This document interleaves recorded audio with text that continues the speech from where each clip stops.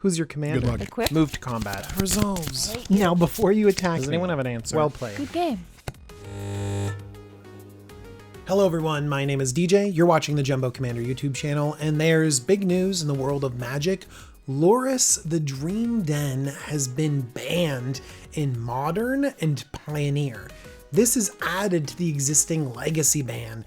This is huge news for Constructed Magic, but most of you tune in for Commander content, and Lurrus is as cool and powerful as ever. So, now is the chance for you to pick up your Lurrus to slot into your Orzhov decks, but right now let's check out this Lurrus Commander deck. Lurrus of the Dream Den, 1 Orzhov for a legendary creature cat nightmare. It's a 3/2 with companion.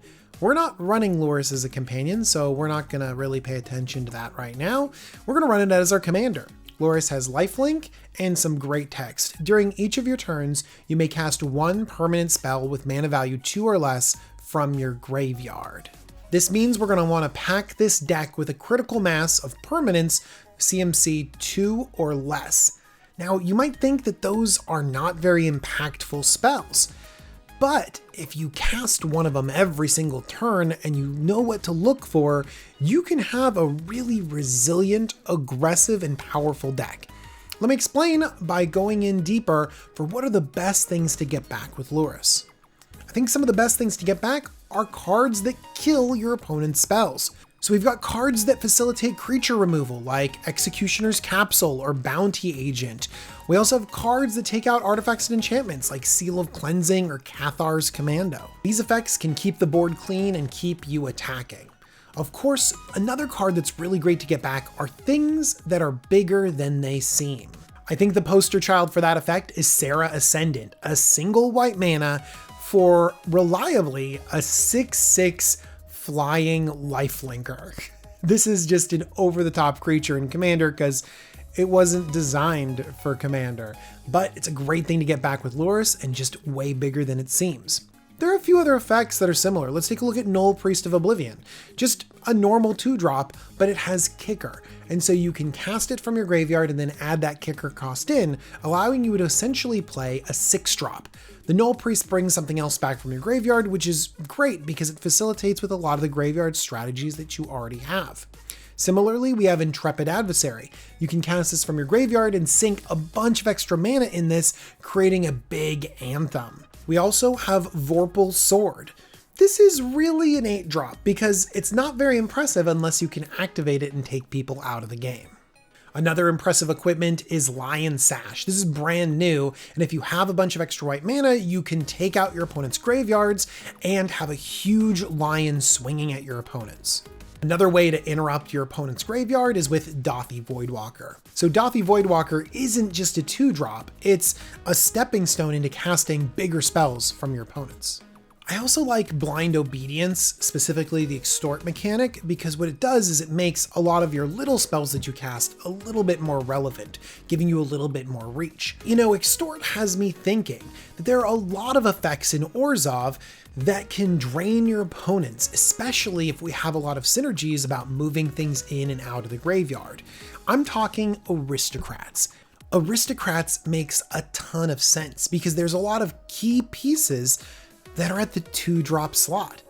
Think of Blood Artist, Corpse Knight, Cruel Celebrant, Zulaport Cutthroat. All of those are 2-drops and critical to the Aristocrat strategy.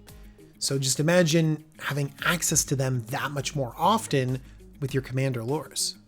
Oh yeah, let's not forget about Meathook Massacre.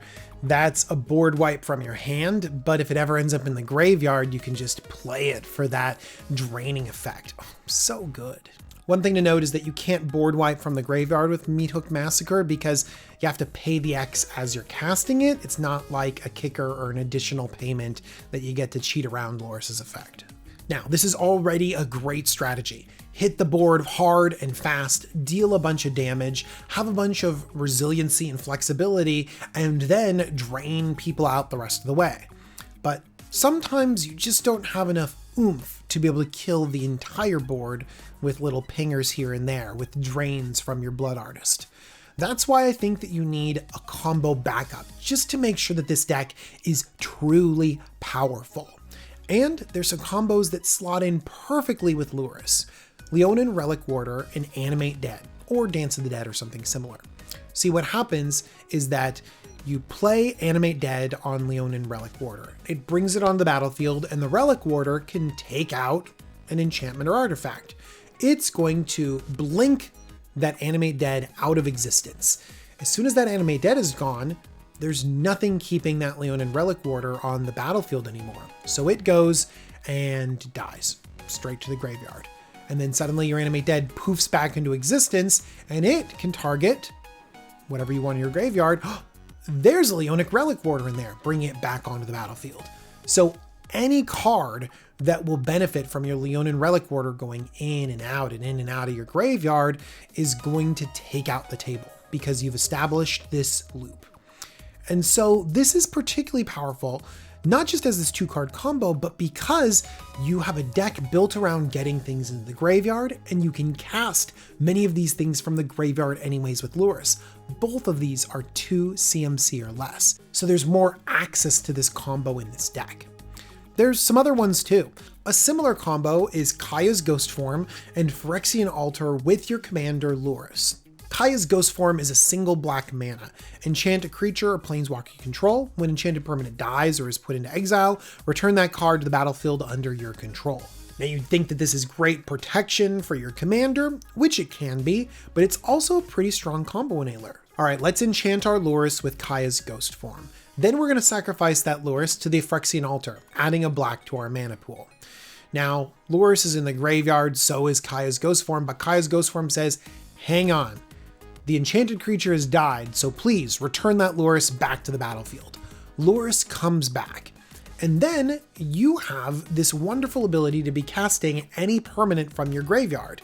You also have a floating black mana, and you have a Kaia's Ghost Form just newly put into that graveyard. Well, you cast that Kaia's Ghost Form and you put it back on the Lurrus, then you sacrifice the Lurrus and it'll come back again, generating you this wonderful loop. Now, the reason why you can keep doing this over and over again is because every time your Lurrus leaves the battlefield and comes back again, it's a new Lurrus. So you can keep casting things from your graveyard. That's another thing you might want to think about. If you want to blink Lurrus or find ways to loop Lurrus in and out of play, then you can cast multiple things a turn. One thing to keep in mind is that some of these loops work with other creatures. That's one reason why we have a 6-drop Sun Titan in this deck. Not only is it going to be able to pull a lot of our other creatures back from the graveyard, but Sun Titan loops well with some of these cards too. And of course, we can expand the combos if we want to. We can look at other cards like Revelark. Revelark hits a lot of the relevant creatures that we have in here, but Revelark is known to combo with Karmic Guide and other effects in here. It just depends on how much combo you want to put in this. And that's one of the really great things, is that you can turn the dials on how much aggro, how much combo, how much aristocrats. There's one other thing I didn't mention too, is Reanimator. That's essentially what this deck is. Lurrus is sort of a weenie Reanimator deck, which I like a lot. But there's nothing to say you can't stick an Archon of Cruelty or an Elesh Norn in this deck and find ways of getting those into the graveyard and reanimate them out. We're already going to be looking for ways to put specific cards into our graveyard. So we can have effects like Entomb, which go and get the exact Reanimator target we want, or something like Smuggler's Copter to loot away the cards that we don't need, or the cards that we want to reanimate. We've already talked about including cards like Animate Dead and Dance of the Dead. Those are great for pulling those big fatties out. But of course, there's other permanents that bring things back from the graveyard too, like Priest of Fell Rites. This is going to be an awesome card in this deck. Or something like Apprentice Necromancer, which can pull an Archon of Cruelty out of your graveyard for super big effect. Here's why I think you're going to love this deck. Because it's aggressive. You're going to hit the battlefield fast, turn your creatures sideways, and you're going to attack your opponents, pressure them, you're going to do stuff. And then the game's going to stall out a little bit. People are going to put down blockers, people are going to have their engines going, but here's the thing.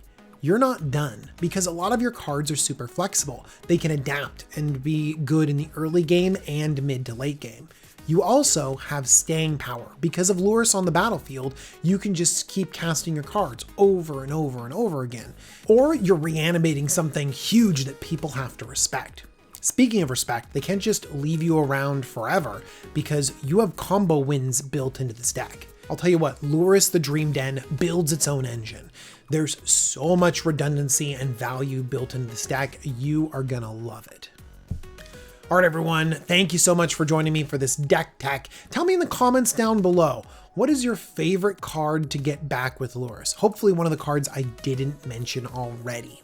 I also want to thank Cool Stuff Inc. They're the sponsor of the Jumbo Commander YouTube channel. And if you use the coupon code JUMBO5, you can save 5% off your order. Go ahead and get those cheap Lurruses right now.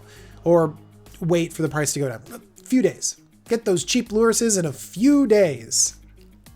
I also want to thank my patrons. They're amazing. They support me every single day. Thank you, patrons. And thanks one more time. Hope you have a good one. Bye-bye, everyone.